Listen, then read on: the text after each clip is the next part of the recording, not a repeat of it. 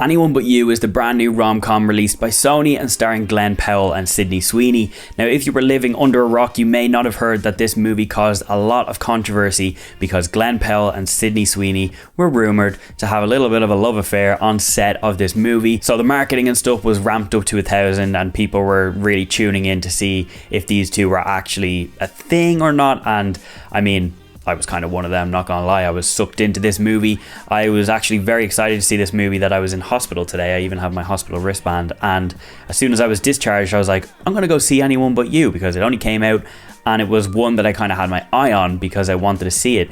Plus, I am a sucker for a rom-com. So here's my review. I think this movie is a fun watch. It's not an Oscar winner and it's definitely not trying to be. It's just a fun time. Glen Powell and Sydney Sweeney basically have a one night stand. They meet, they kind of fall in love instantly, but then they have a massive fight. They part ways, and 2 years later, they are reunited because Sydney Sweeney's character's sister is getting married, and she's getting married to Glen Powell's friend. So they end up at the same wedding, and basically their family and friends and stuff are trying to get them together, and they decide to play along with it even though they hate each other's guts. And basically it means they're in love, but really behind the scenes they hate each other. So the reason why the movie is called Anyone But You is because they hate each other that much that they'd rather be with anyone else other than each other.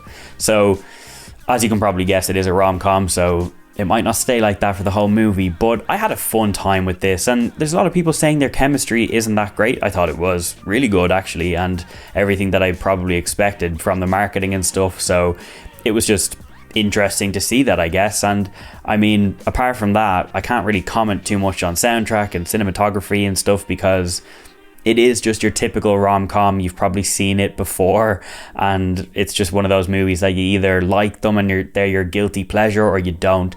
And for me, it just falls into the first category. And I think they go to Australia for the wedding, and there's a lot of hiking and animals and sightseeing, and you know, there's a lot of bright colors on screen, a lot of beaches and scenery, the opera house, and yeah, it's just cool. And just there was some funny moments between the two main characters.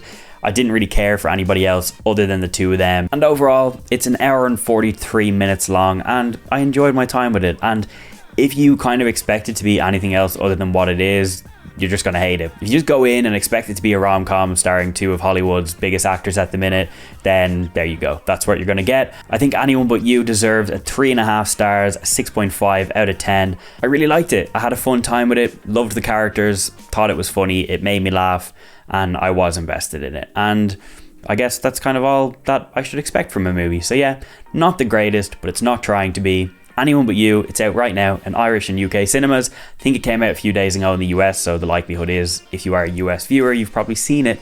But Anyone But You, it's out right now.